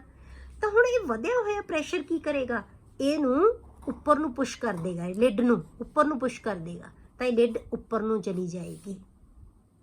ਇਹ ਲਿਡ ਇੱਥੇ ਦੀ ਬਜਾਏ ਇੱਥੇ ਆ ਜਾਏਗੀ, ਮਤਲਬ ਕਿ ਇਹ ਗੈਸ ਉਨੀ ਥਾਂ 'ਚ ਫੇਰ ਫੈਲ ਜਾਏਗੀ, ਪ੍ਰੈਸ਼ਰ ਫੇਰ ਉਨਾ ਹੀ ਰਹੇਗਾ ਅੰਦਰ। ਸਮਝ ਗਏ ਨਾ, ਪ੍ਰੈਸ਼ਰ ਕੀ ਹੁੰਦਾ ਬੇਟੇ, ਜਿਹੜੇ ਇਹ ਅੰਦਰ ਪਾਰਟੀਕਲਸ ਹੈ ਕਿੰਨਾ ਜਿਹੜਾ ਹੈਗਾ ਵਾਲਸ ਦੇ ਉੱਤੇ ਪ੍ਰੈਸ਼ਰ ਐਗਜ਼ਰਟ ਕਰ ਰਹੇ ਹੈ। ਠੀਕ ਹੈ, ਹੁਣ ਪ੍ਰੈਸ਼ਰ ਹੈ ਫੋਰਸ ਪਰ ਯੂਨਿਟ ਏਰੀਆ ਕਹਿੰਦੇ ਆ ਨਾ ਆਪਾਂ ਪ੍ਰੈਸ਼ਰ ਨੂੰ, ਫੋਰਸ ਪਰ ਯੂਨਿਟ ਏਰੀਆ। ਕਿ ਹੁਣ ਫੋਰਸ ਪਰ ਯੂਨਿਟ ਏਰੀਆ ਕੀ ਹੋ ਜਾਏਗੀ, ਵੱਧ ਜਾਏਗੀ। ਜਿੰਨੇ ਨੰਬਰ ਆਫ ਪਾਰਟੀਕਲਸ ਵੱਧ ਗਏ ਤਾਂ ਉਹ ਵਧੀ ਹੋਈ ਫੋਰਸ ਹੈ ਜਿਹੜੀ ਉਹ ਘਟਾਉਣ ਵਾਸਤੇ ਵੋਲਿਊਮ ਨੂੰ ਵਧਾ ਦੇਗੀ, ਤਾਂ ਫਿਰ ਪ੍ਰੈਸ਼ਰ ਉਨਾ ਹੀ ਰਹਿ ਜਾਏਗਾ। ਤਾਂ ਹੀ ਅਸੀਂ ਕਹਿੰਦੇ ਆ ਕਿ ਕਿਸੇ ਵੀ ਆइसोबैरिक ਪ੍ਰੋਸੈਸ ਦੇ ਵਿੱਚ ਵੋਲਿਊਮ ਹੈ ਜਿਹੜਾ ਉਹ ਚੇਂਜ ਹੋ ਸਕਦਾ ਹੈ, ਵੱਧ ਵੀ ਸਕਦਾ, ਘਟ ਵੀ ਸਕਦਾ। ਜੇ ਕੋਈ ਪ੍ਰੋਸੈਸ ਇਹੋ ਜਿਹੀ ਹੋ ਰਹੀ ਹੋਵੇ ਜਿਹਦੇ ਵਿੱਚ ਨੰਬਰ ਆਫ ਮੋਲਸ ਘਟ ਰਹੇ ਹੋਣ ਤਾਂ ਪ੍ਰੈਸ਼ਰ ਅੰਦਰ ਕੀ ਹੋ ਜਾਏਗਾ, ਘਟ ਜਾਏਗਾ। ਤਾਂ ਉਹਨੂੰ ਪ੍ਰੈਸ਼ਰ ਨੂੰ ਬੈਲੈਂਸ ਕਰਨ ਲਈ ਵੋਲਿਊਮ ਘਟ ਜਾਏਗਾ, ਕਿਉਂਕਿ ਪ੍ਰੈਸ਼ਰ ਨੂੰ ਆਪਾਂ ਵਧਾਉਣਾ ਪਏਗਾ, ਉਹ ਪ੍ਰੈਸ਼ਰ ਵੱਧ ਜਾਏਗਾ। ਠੀਕ ਹੈ, ਤਾਂ ਆਪਾਂ ਕੀ ਕਹਿੰਦੇ ਆ ਕਿ ਇਸ ਪ੍ਰੋਸੈਸ ਦੇ ਵਿੱਚ ਆइसोबैरिक ਪ੍ਰੋਸੈਸ ਦੇ ਵਿੱਚ ਜਿਹਦੇ ਵਿੱਚ ਪ੍ਰੈਸ਼ਰ ਨੂੰ ਅਸੀਂ ਕਾਂਸਟੈਂਟ ਰੱਖਣਾ ਹੈ, ਉਹਦੇ ਵਿੱਚ ਵੋਲਿਊਮ ਹੈ ਬੇਟਾ ਉਹ ਚੇਂਜ ਹੋ ਸਕਦਾ ਹੈ, ਵੱਧ ਵੀ ਸਕਦਾ ਹੈ, ਘਟ ਵੀ ਸਕਦਾ ਹੈ, ਡਿਪੈਂਡ ਕਰੇਗਾ ਨੰਬਰ ਆਫ ਮੋਲਸ ਦੇ ਉੱਤੇ। ਕਲੀਅਰ। ਅੱਗੇ ਬੇਟੇ isochoric process। कोरिक means volume constant, iso means same। A process carried at constant volume is isochoric in nature। ਜਿਹੜੀ constant volume ਦੇ ਉੱਤੇ process ਹੋਏਗੀ ਨਾ ਬੇਟੇ ਉਹਨੂੰ ਅਸੀਂ isochoric ਕਹਿੰਦੇ ਹਾਂ। ਉਹ ਕੀ ਹੋਏਗੀ, isochoric। The pressure may or may not change in the process।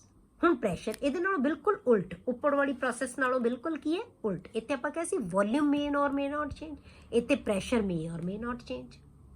Volume ਨੂੰ ਕੌਨਸਟੈਂਟ ਰੱਖਣਾ, ਵੋਲਿਊਮ ਚੇਂਜ ਨਹੀਂ ਹੋਣ ਦੇਣਾ, ਠੀਕ ਹੈ। ਵੋਲਿਊਮ ਨਹੀਂ ਚੇਂਜ ਹੋਣ ਦੇਵਾਂਗੇ, ਵੋਲਿਊਮ ਚੇਂਜ ਨਹੀਂ ਹੋਏਗਾ ਤਾਂ ਪ੍ਰੈਸ਼ਰ ਚੇਂਜ ਹੋ ਵੀ ਸਕਦਾ ਹੈ, ਨਹੀਂ ਵੀ ਹੋ ਸਕਦਾ, ਵੱਧ ਵੀ ਸਕਦਾ ਹੈ, ਘਟ ਵੀ ਸਕਦਾ ਹੈ, ਜਾਂ ਓਨਾ ਵੀ ਰਹਿ ਸਕਦਾ ਹੈ, ਡਿਪੈਂਡ ਕਰੇਗਾ ਨੰਬਰ ਆਫ ਮੋਲਸ ਦੇ ਉੱਤੇ।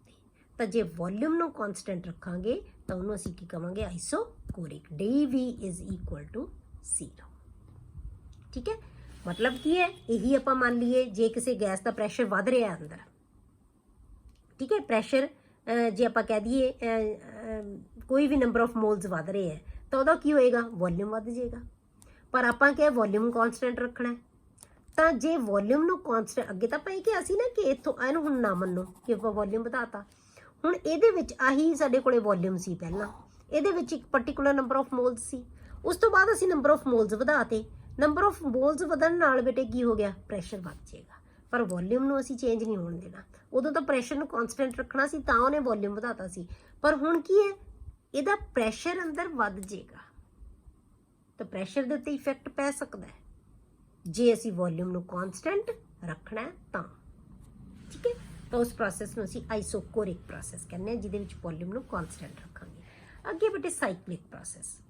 ਸਾਈਕਲਿਕ ਪ੍ਰੋਸੈਸ ਉਹ ਹੁੰਦੀ ਹੈ ਬੇਟੇ ਜਿਹਦੇ ਵਿੱਚ ਆਪਾਂ ਕੋਈ ਵੀ ਸਿਸਟਮ ਹੈ, ਜਿੰਨੀਆਂ ਮਰਜ਼ੀ ਉਹਦੇ ਵਿੱਚ ਚੇਂਜਸ ਹੋ ਜਾਣ, ਪਰ ਸਾਰੀਆਂ ਚੇਂਜਸ ਤੋਂ ਬਾਅਦ ਵਾਪਸ ਆਪਣੀ ਪਹਿਲੇ ਵਾਲੀ ਪੋਜੀਸ਼ਨ ਦੇ ਉੱਤੇ ਚਲਾ ਜਾਏ ਤਾਂ ਉਹਨੂੰ ਅਸੀਂ ਸਾਈਕਲਿਕ ਪ੍ਰੋਸੈਸ ਕਹਿੰਦੇ ਹਾਂ, ਠੀਕ ਹੈ। ਤਾਂ ਆਪਣੀ ਰੋਜ਼ ਸਾਈਕਲਿਕ ਪ੍ਰੋਸੈਸ ਹੁੰਦੀ ਹੈ, ਘਰੋਂ ਚੱਲਦੇ ਹਾਂ, ਜਾਂਦੇ ਹਾਂ, ਸਕੂਲ ਗਏ, ਘੁੰਮੇ ਫਿਰੇ, ਵਾਪਸ ਘਰੇ ਆ ਗਏ, ਠੀਕ ਹੈ। ਤਾਂ ਕੀ ਹੈ, ਸਾਡੀ ਸਾਈਕਲਿਕ ਪ੍ਰੋਸੈਸ ਹੁੰਦੀ ਹੈ, ਇਹਨੂੰ ਅਸੀਂ ਸਾਈਕਲਿਕ ਪ੍ਰੋਸੈਸ ਕਹਿੰਦੇ ਹਾਂ। When a system undergoes a series of changes, ਜੋ ਮਰਜ਼ੀ ਚੇਂਜਸ ਆਈ ਜਾਣ, ਜਿੰਨੀਆਂ ਮਰਜ਼ੀ ਚੇਂਜਸ ਆਈ ਜਾਣ, but finally returns to its initial state, ਤਾਂ ਪਹਿਲਾਂ ਵਾਲੀ ਸਟੇਟ ਤੇ ਹੀ ਵਾਪਸ ਆ ਜਾਵੇ, the process is called cyclic process. ਪਰ ਜਦੋਂ ਬੇਟੇ ਜਿੰਨੀਆਂ ਮਰਜ਼ੀ ਚੇਂਜਸ ਤੋਂ ਬਾਅਦ ਉਹ ਪਹਿਲੀ ਸਟੇਟ ਦੇ ਵਿੱਚ ਜੇ ਵਾਪਸ ਆ ਗਿਆ ਨਾ, ਤਾਂ ਉਸ ਸਟੇਟ ਦੀ એનર્ਜੀ ਹੈ ਜਿਹੜੀ ਉਹ ਉਹੀ ਰਹੇਗੀ ਜਿੰਨੀ ਉਹਦੀ ਪਹਿਲਾਂ ਸੀ। ਤਾਂ ਭਾਵੇਂ ਕੋਈ એનર્ਜੀ ਕਿਸੇ ਚੇਂਜ ਦੇ ਵਿੱਚ એનર્ਜੀ ਛੱਡੀ ਗਿਆ, ਕਿਸੇ ਚੇਂਜ ਦੇ ਵਿੱਚ એનર્ਜੀ ਗੇਨ ਕਰੀ ਗਿਆ, ਪਰ ਅਲਟੀਮੇਟਲੀ ਉਹਦੇ ਕੋਲ ਅਖੀਰ ਦੇ ਵਿੱਚ ਉਹੀ એનર્ਜੀ ਵਾਪਸ ਰਹੇਗੀ। ਤਾਂ ਇਹਦਾ ਮਤਲਬ ਕੀ ਹੈ ਕਿ ਜਦੋਂ ਕੋਈ ਸਾਈਕਲਿਕ ਪ੍ਰੋਸੈਸ ਹੁੰਦੀ ਹੈ, ਉਸ ਪ੍ਰੋਸੈਸ ਦੇ ਵਿੱਚ ਕੋਈ એનર્ਜੀ ਦੀ ਚੇਂਜ ਨਹੀਂ ਹੁੰਦੀ। ਜਿੰਨੀ એનર્ਜੀ ਉਹਦੇ ਕੋਲੇ ਸ਼ੁਰੂ ਦੇ ਵਿੱਚ ਸੀ, ਓਨੀ ਹੀ એનર્ਜੀ ਉਹਦੇ ਕੋਲੇ ਅਖੀਰ 'ਚ ਰਹੇਗੀ। ਤਾਂ ਉਹਨੂੰ ਅਸੀਂ ਕੀ ਕਹਿੰਦੇ ਹਾਂ, ਸਾਈਕਲਿਕ ਪ੍ਰੋਸੈਸ। ਰਸਤੇ 'ਚ ਜਿੰਨੇ ਵਾਰੀ ਮਰਜ਼ੀ એનર્ਜੀ ਛੱਡੀ ਜਾਏ, ਜਿੰਨੇ ਵਾਰੀ ਮਰਜ਼ੀ એનર્ਜੀ ਗੇਨ ਕਰੀ ਜਾਏ, ਔਰ ਜਿੰਨੀ ਮਰਜ਼ੀ એનર્ਜੀ ਗੇਨ ਕਰੇ, ਜਿੰਨੀ ਮਰਜ਼ੀ એનર્ਜੀ ਰਿਲੀਜ਼ ਕਰੇ, ਪਰ ਅਲਟੀਮੇਟਲੀ ਉਹਦੇ ਕੋਲੇ એનર્ਜੀ ਕੀ ਹੈ, ਅਖੀਰ ਦੇ ਵਿੱਚ ਓਨੀ ਹੀ ਬਚੇਗੀ ਜਿੰਨੀ ਉਹਦੇ ਕੋਲੇ ਸਟਾਰਟ ਦੇ ਵਿੱਚ ਸੀਗੀ। ਤਾਂ ਉਹਨੂੰ ਅਸੀਂ ਕਹਿੰਦੇ ਹਾਂ ਸਾਈਕਲਿਕ process. The process is called cyclic process. There is no change in energy, that is dE is equal to 0. Change in energy is 0. अगली process है बेटे, उन्हें कहने ਅਸੀਂ reversible process। रिवर्सीबल ਦਾ मीनिंग समझते हो तुसी? रिवर्सीबल ਦਾ मतलब ਜਿਹੜੀ ਵਾਪਸ ਆ ਜਾਵੇ ਸਟੇਟ ਦੁਬਾਰਾ, ਉਹਨੂੰ ਅਸੀਂ ਰਿਵਰਸੀਬਲ ਕਹਿੰਦੇ ਆ, ਠੀਕ ਹੈ। A process is said to be reversible in case it is carried out slowly, ਜਿਹੜਾ ਰਿਐਕਸ਼ਨ ਹੌਲੀ ਹੌਲੀ ਹੁੰਦਾ ਹੈ, so that all the changes can be exactly reversed and the system and the surrounding remains in the state of equilibrium at any stage of the process। ਕਿਸੇ ਵੀ stage ਦੇ ਉੱਤੇ process ਹੈ ਜਿਹੜੀ ਕੀ ਹੈ, ਇਕੁਇਲਿਬਰੀਅਮ 'ਚ ਰਵੇ, ਠੀਕ ਹੈ। ਜਿਵੇਂ ਆਪਾਂ ਕਿਹਾ ਵਾਟਰ ਵੈਪਰਸ, ਆਪਾਂ ਵਾਟਰ ਨੂੰ ਗਰਮ ਕਰਨ ਲੱਗ ਪਏ, ਹੌਲੀ ਹੌਲੀ ਉਹਦੇ ਵੈਪਰਸ ਬਣਨਗੇ, ਵੈਪਰਸ ਬਣਨਗੇ, ਢੱਕਤਾ ਸੀ ਉੱਪਰੋਂ, ਵੈਪਰਸ ਕੀ ਹੈ, ਕੰਡੈਂਸ ਹੋਈ ਜਾਣਗੇ, ਵਾਪਸ ਜਾਈ ਜਾਣਗੇ। ਤਾਂ ਪ੍ਰੋਸੈਸ ਕੀ ਹੈ, ਰਿਵਰਸੀਬਲ ਹੈ। ਕਿ ਇਹ ਵੈਪਰਾਈਜੇਸ਼ਨ ਵੀ ਹੋ ਰਹੀ ਹੈ, ਨਾਲ ਦੀ ਨਾਲ ਕੰਡੈਂਸੇਸ਼ਨ ਵੀ ਹੋ ਰਹੀ ਹੈ। ਇਸ ਸਟੇਟ ਨੂੰ ਆਪਾਂ ਕੀ ਕਹਿੰਦੇ ਹਾਂ, ਇਕੁਇਲਿਬਰੀਅਮ। ਇਹ ਰਿਵਰਸੀਬਲ ਪ੍ਰੋਸੈਸ ਹੈ। ਪਾਣੀ ਲੋਅਰ ਲੈਵਲ ਤੋਂ ਹਾਇਰ ਲੈਵਲ ਤੇ, ਹਾਇਰ ਲੈਵਲ ਤੋਂ ਲੋਅਰ ਲੈਵਲ ਤੇ ਗਿਆ, ਪਾਣੀ ਵਹੀ ਜਾਏਗਾ। ਕਦੋਂ ਤੱਕ ਵਹੇਗਾ, ਜਦੋਂ ਲੈਵਲ ਬਰਾਬਰ ਨਹੀਂ ਹੋ ਜਾਂਦਾ। ਪਰ ਜੇ ਆਪਾਂ ਸੋਚੀਏ ਕਿ ਪਾਣੀ ਵਹਿਣਾ ਬੰਦ ਹੋ ਗਿਆ, ਨਹੀਂ, ਪਾਣੀ ਹਲੇ ਵੀ ਵਹਿ ਰਿਹਾ। ਇੱਧਰੋਂ ਪਾਣੀ ਇੱਧਰ ਜਾਈ ਜਾ ਰਿਹਾ, ਇੱਧਰੋਂ ਪਾਣੀ ਇੱਧਰ ਜਾ ਰਿਹਾ। ਉਹ ਰਿਵਰਸੀਬਲ ਪ੍ਰੋਸੈਸ ਹੈ। ਮਤਲਬ ਜਿਹੜੀ ਪ੍ਰੋਸੈਸ, ਤਾਂ ਇਸੇ ਤਰ੍ਹਾਂ ਰਿਐਕਸ਼ਨਸ ਵੀ ਬੇਟੇ ਰਿਵਰਸੀਬਲ ਹੁੰਦੇ ਆ। ਕੈਮੀਕਲ ਰਿਐਕਸ਼ਨਸ ਵੀ ਰਿਵਰਸੀਬਲ ਹੁੰਦੇ ਆ। ਰਿਐਕਟੈਂਟ ਮਿਲ ਕੇ ਪ੍ਰੋਡਕਟ ਬਣ ਜਾਏਗੀ, ਪ੍ਰੋਡਕਟ ਡੀਕੰਪੋਜ਼ ਹੋ ਕੇ ਰਿਐਕਟੈਂਟ ਬਣਾ ਲੇਗੀ, ਜਾਂ ਜੇ ਇੱਕ ਤੋਂ ਵੱਧ ਪ੍ਰੋਡਕਟਸ ਬਣੀਆਂ ਤਾਂ ਪ੍ਰੋਡਕਟ ਮਿਲ ਕੇ ਰਿਐਕਟੈਂਟ ਬਣਾ ਲੈਣਗੇ। ਇਸ ਪ੍ਰੋਸੈਸ ਨੂੰ ਅਸੀਂ ਕਹਿੰਦੇ ਹਾਂ ਰਿਵਰਸੀਬਲ ਪ੍ਰੋਸੈਸ, ਜਿਹੜੀ ਐਗਜ਼ੈਕਟਲੀ ਵਾਪਸ ਆ ਜਾਵੇ। ਜਿਹੜੀ ਚੀਜ਼ ਤੋਂ ਮਿਲ ਕੇ ਬਣੀ ਤਾਂ ਬਣੀ ਹੋਈ ਚੀਜ਼ ਦੁਬਾਰਾ ਪਹਿਲੀ ਚੀਜ਼ 'ਚ ਵਾਪਸ ਹੋ ਜਾਵੇ ਤਾਂ ਉਹਨੂੰ ਅਸੀਂ ਰਿਵਰਸੀਬਲ ਪ੍ਰੋਸੈਸ ਕਹਿੰਦੇ ਹਾਂ। ਠੀਕ ਹੈ। ਉਸ ਤੋਂ ਬਾਅਦ ਇਰਰਿਵਰਸੀਬਲ ਪ੍ਰੋਸੈਸ ਕਿਹਨੂੰ ਕਹਿੰਦੇ ਆ ਬੇਟੇ? ਇਸ ਤੋਂ ਉਲਟ, ਜਿਹੜੀ ਪ੍ਰੋਸੈਸ ਸਿਰਫ ਇੱਕ ਡਾਇਰੈਕਸ਼ਨ ਦੇ ਵਿੱਚ ਜਾਵੇ ਉਹਨੂੰ ਵਾਪਸ ਅਸੀਂ ਨਾ ਲਿਆ ਸਕੀਏ। It is a process in which the change is brought about rapidly, ਇੱਕਦਮ ਹੋ ਜਾਂਦਾ ਹੈ reaction, and the system does not have chance to achieve equilibrium. Equilibrium ਵਿੱਚ ਹੋਏਗਾ ਹੀ ਨਹੀਂ, ਆਏਗਾ ਹੀ ਨਹੀਂ। ਸਿਰਫ ਰਿਵਰਸੀਬਲ ਉਹ ਹੋ ਸਕਦਾ ਜਿਹ 'ਚ ਇਕੁਇਲਿਬ੍ਰੀਅਮ ਆਏ। ਤਾਂ ਜਿਹੜੀ ਪ੍ਰੋਸੈਸ ਦੇ ਵਿੱਚ ਇਕੁਇਲਿਬ੍ਰੀਅਮ ਹੀ ਅਟੇਨ ਨਹੀਂ ਹੋਏਗਾ ਉਹਦੇ ਵਿੱਚ ਉਹ ਕਦੇ ਵੀ ਜਿਹੜੀ ਹੈਗੀ ਰਿਵਰਸੀਬਲ ਨਹੀਂ ਹੋ ਸਕਦੀ, ਉਹ ਇਰਰਿਵਰਸੀਬਲ ਪ੍ਰੋਸੈਸ ਹੋਏਗੀ। ਕਲੀਅਰ ਹੋ ਗਿਆ? ਐਕਚੁਅਲੀ ਇਨ ਦਿਸ ਪ੍ਰੋਸੈਸ ਦਾ ਡਰਾਈਵਿੰਗ ਫੋਰਸ ਕਿਹਨੂੰ ਕਹਿੰਦੇ ਬੇਟੇ? ਜਿਹੜੀ ਫੋਰਸ ਕਿਸੇ ਵੀ ਰਿਐਕਸ਼ਨ ਨੂੰ ਇੱਕ ਡਾਇਰੈਕਸ਼ਨ ਦੇ ਵਿੱਚ ਲੈ ਕੇ ਜਾਂਦੀ ਹੈ, ਆਪਾਂ ਕਹਿ ਲਓ ਫਾਰਵਰਡ ਡਾਇਰੈਕਸ਼ਨ ਦੇ ਵਿੱਚ ਜਿਹੜੀ ਫੋਰਸ ਲੈ ਕੇ ਜਾਏਗੀ ਉਹਨੂੰ ਅਸੀਂ ਡਰਾਈਵਿੰਗ ਫੋਰਸ ਕਹਿੰਦੇ ਹਾਂ। ਜਿਹੜੀ ਰਿਐਕਸ਼ਨ ਨੂੰ ਵਾਪਸ ਲੈ ਕੇ ਆਉਂਦੀ ਹੈ ਉਹਨੂੰ ਅਸੀਂ ਅਪੋਜ਼ਿੰਗ ਫੋਰਸ ਕਹਿ ਦਿੰਦੇ ਹਾਂ। ਇਹਦਾ ਮਤਲਬ ਇਰਰਿਵਰਸੀਬਲ ਪ੍ਰੋਸੈਸ ਦੇ ਵਿੱਚ ਡਰਾਈਵਿੰਗ ਫੋਰਸ ਹੈ ਨਾ ਜਿਹੜੀ, ਉਹ ਜ਼ਿਆਦਾ ਹੋਏਗੀ ਐਜ਼ ਕੰਪੇਅਰ ਟੂ ਅਪੋਜ਼ਿੰਗ ਫੋਰਸ ਜਿਹੜੀ ਕਿ ਉਹਨੂੰ ਵਾਪਸ ਲੈ ਕੇ ਆਏਗੀ। ਇਸੇ ਕਰਕੇ ਰਿਐਕਸ਼ਨ ਵਾਪਸ ਨਹੀਂ ਆਉਂਦਾ। ਡਰਾਈਵਿੰਗ ਫੋਰਸ ਦਾ ਜਿਹੜੀ ਉਹ ਜ਼ਿਆਦਾ ਹੋਏਗੀ, ਉਹਦਾ ਮੈਗਨੀਟਿਊਡ ਜ਼ਿਆਦਾ ਹੋਏਗਾ। ਤਾਂ ਇਸ ਕਰਕੇ ਇਸ ਤਰ੍ਹਾਂ ਦੀ ਪ੍ਰੋਸੈਸ ਨੂੰ ਆਪਾਂ ਕੀ ਕਹਿੰਦੇ ਹਾਂ ਬੇਟੇ? ਇਰਰਿਵਰਸੀਬਲ ਪ੍ਰੋਸੈਸ। ਠੀਕ ਹੈ। ਅੱਗੇ ਬੇਟਾ ਆਪਾਂ ਨੈਕਸਟ ਲੈਕਚਰ ਦੇ ਵਿੱਚ ਡਿਸਕਸ ਕਰਾਂਗੇ।